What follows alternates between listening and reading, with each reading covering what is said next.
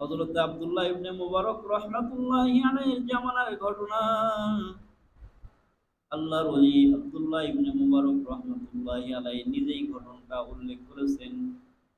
একবার তিনি বাইতুল্লাহ শরীফের ভিতরে জিয়ারত করতেছিলেন।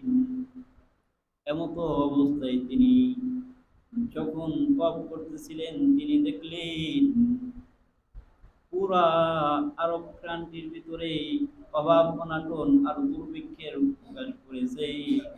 সবাই অত্যন্ত কষ্টের ভিতর দিয়ে জীবন যাপন করতেছে। কোন জায়গায় বৃষ্টি না হওয়ার কারণে ফসল জমিতে আবাদ করার মাত্রই সেই ফসল পুড়ে ছারখার হয়ে যাইতেছে। এমন দুর্ভিক্ষের সময় সকল মুসলমানরা একত্রিত হইয়া বাইতুল্লাহর ভিতরে বসে নামাজের মাধ্যমে আল্লাহর কাছে বৃষ্টির প্রার্থনা করতেছে, কিন্তু বৃষ্টির ফয়সালা হয় না। এমত সময় আব্দুল্লাহ ইবনে মুবারক রাহমাতুল্লাহি আলাইহি বলেন, আমি দেখলাম একজন জীর্ণ শীর্ণ মানুষ, তিনি আল্লাহ রাব্বুল আলামিনের দরবারে সিজদারত অবস্থায় আল্লাহর কাছে দোয়া করতেছেন। এই বলে যে, হে রব্বুল আলামিন, আপনি যদি আপনার রহমতের বৃষ্টি বর্ষণ না করান, আমি এখান থেকে এক পাও নড়ব না। এখানে সিজদারত অবস্থায় আমার জীবন পার করে দেওয়া লাগলে পার করে দিব। কি বলে যে, আল্লাহ, আপনি যদি বৃষ্টি বর্ষণ না করেন তাহলে আমি এখান থেকে সরব না।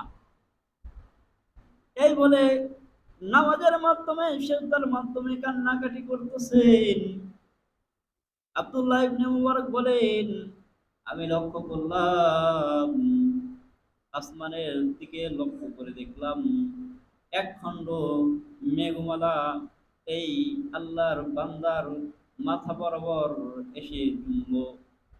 কিছুক্ষণের মধ্যেই অনেকগুলো খণ্ড খণ্ড মেঘ একত্রিত হলো এবং মুষলধারে বৃষ্টি প্রবাহিত হতে লাগলো।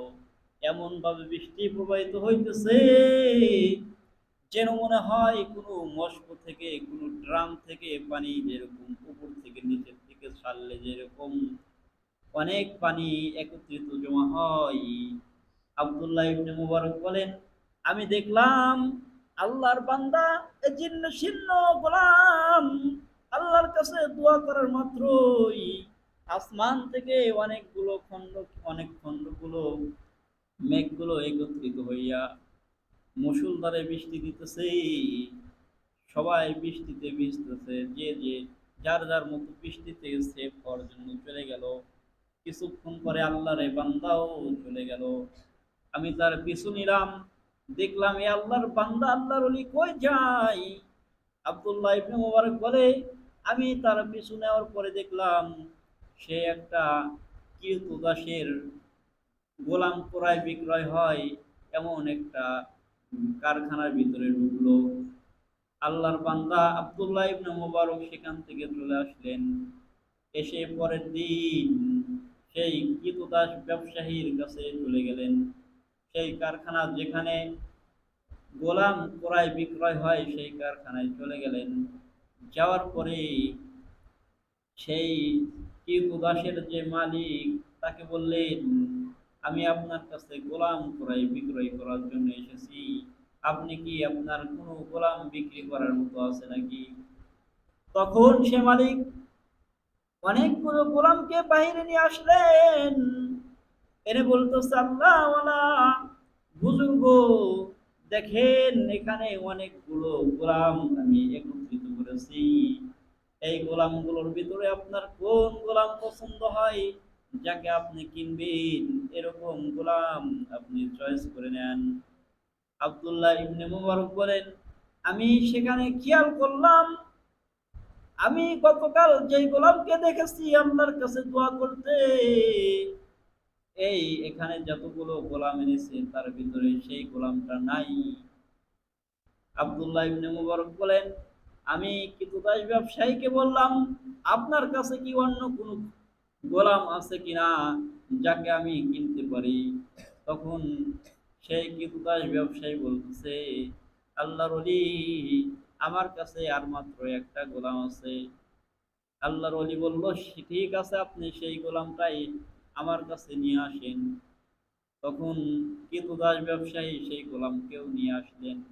নিয়ে আসার পরে আব্দুল্লাহ ইবনে মুবারক বলেন, আমি দেখি গতকাল যে ব্যক্তিকে দোয়া করতে দেখলাম এটা সেই গোলাম।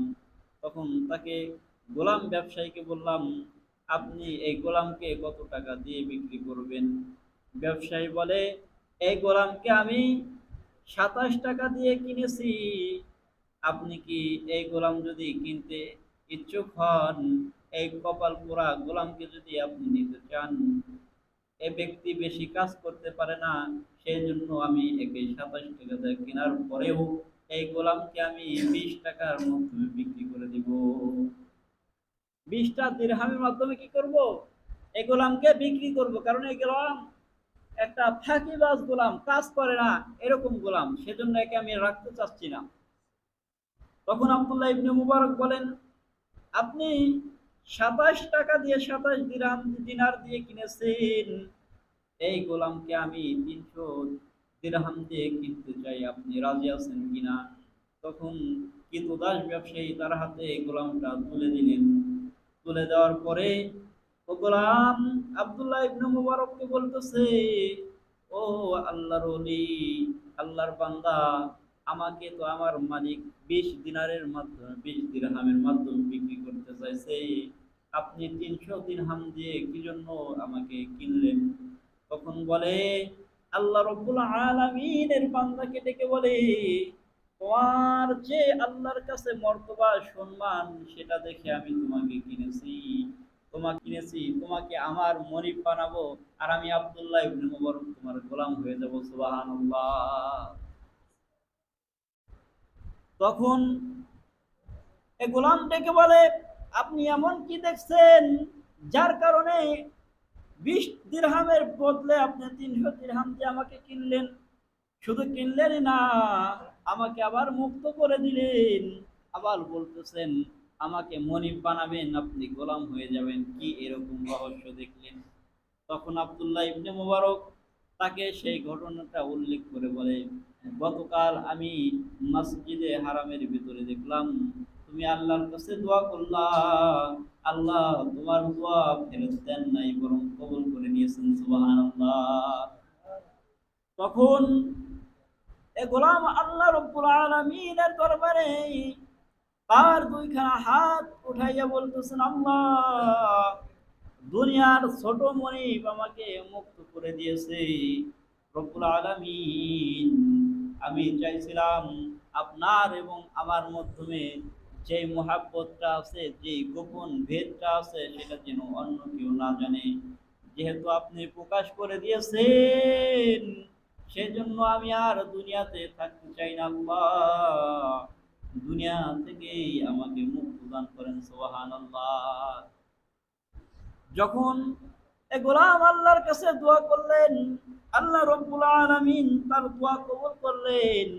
সঙ্গে সঙ্গে তিনি কাঁপতে কাঁপতে জমিনে পড়ে গেলেন। আব্দুল্লাহ ইবনে মুবারক লক্ষ্য করে দেখে, এই গোলাম আল্লাহর ডাকে সাড়া দিয়ে জান্নাতের মালিক হয়ে গেছে। সুবহানাল্লাহ। তখন আব্দুল্লাহ ইবনে মুবারক রাহমাতুল্লাহি আলাইহি, সে জামানায় তো আমাদের জামানার মতো সে জামানা ছিল না। আমাদের তো একটু প্রত্যেক গ্রামে গ্রামে দুই একটা বাজার আছে, ঠিক কিনা? সে সময় এত ঘন ঘন বাজার ছিল না, অনেক দূরে দূরে বাজার ছিল। তিনি লক্ষ্য করলেন, বাজারে যাইয়া কাপড় কিনতে অনেক দেরি হতে পারে, ঘরে যে পুরাতন কাপড় আছে সেটা দিয়েই তাকে দাফন করে দেই। নিজের হাতে গোসল করাইলেন, নিজের হাতে কাফন করাইলেন, নিজেই দাফন করাই দিলেন। তখন যখন রাত্রি হয়ে গেল, আসমান থেকে আওয়াজ আসলো, ও আব্দুল্লাহ ইবনে মুবারক, তুমি আমার বন্ধুকে পুরান কাপড় দ্বারা দাফন করতে কি তোমার লজ্জা লাগলো না? কি আওয়াজ, কি আওয়াজ আসলো? সে স্বপ্ন যুগে জানলেন যে তাকে বলতেছে, কেউ একজন বলতেছে যে তুমি যে আমার বন্ধুকে পুরাতন কাপড় দ্বারা কবরস্থ করলা, তোমার কি লজ্জা লাগলো না? তৎক্ষণাৎ তার ঘুম ভেঙে গেছে। সকাল হওয়ার পরে আবার কবরস্থানে যাইয়া সেই কৃতদাসকে আবার উঠাইলেন। সম্মানের সাথে উঠানোর পরে সুন্দর করে আবার নতুন কাপড় দিয়ে কাফন দাফন করে আবার জানাজা করে তাকে মাটি দিয়ে দিলেন। সুবহানাল্লাহ। সম্মানিত হাজরিন, দেখেন এই গোলাম ধৈর্য ধারণ করে সারাদিন কাজ করার পরে আল্লাহকে বলে নাই, আল্লাহর সন্তুষ্ট অর্জন করেছে। হাজারো দুঃখের ভিতরেও আল্লাহকে বলে নাই, সে নামাজ ছাড়ে নাই। যার কারণে আল্লাহ রাব্বুল আলামিন তার মর্তবা এত বেশি করে দিয়েছে যে সে জামানার সবচেয়ে ধনী এবং সম্ভ্রান্ত এবং সবচেয়ে বড় বুজুর্গ আলেম আব্দুল্লাহ ইবনে মুবারক তার মাধ্যমে তাকে জানাজা করাইলেন, গোসল করাইলেন এবং দুনিয়ার মনিবদের থেকে মুক্তি লাভ করাই দিলেন। সম্মানের সাথে তাকে আল্লাহ তার কাছে নিয়ে গেলেন। সুবহানাল্লাহ। সম্মানিত হাজরিন, এখন তো আর গোলামের জামানা নাই, ঠিক কিনা? গোলামের জামানা যখন ছিল তখন মানুষের ব্যক্তির কোনো, যারা গোলাম ছিল তাদের কোনো স্বাধীনতা ছিল না। এখন তো আর গোলামের জামানা নাই। আমরা কৃষক, আমরা সাধারণ মানুষ, আমরা দিনমজুর, আমাদের তো আর নামাজ পড়তে বাধা দিবে না, ঠিক কিনা? যদি কেউ বাধা দেয় তাহলে দেখা যাবে পরের দেওয়ার তার কাছে কেউ কাম করবে না। যার কারণে কমসে কম নিজে নামাজ না পড়তে পারলেও একজন হিন্দুও বাধা দিবে না কোনো মুসলমানকে নামাজ পড়তে, ঠিক কিনা? সুতরাং আমাদের কি করতে হবে? নামাজের ইহতিমাম করতে হবে। নামাজের যদি ইহতিমাম না করি তাহলে আল্লাহ রাব্বুল আলামিন আমাদের উপর থেকে তার জিম্মাদারিত্ব উঠায় নেয়। সেজন্য আল্লাহ রাব্বুল আলামিন আমাদের সকলকেই দ্বীনের সঠিক বুঝগুলো বুঝে আল্লাহর ইবাদত করার মতো তৌফিক দান করুন। সকলে বলে আল্লাহুম্মা আমিন। ওয়া আখিরু দাওয়ানা আলহামদুলিল্লাহি রাব্বিল আলামিন।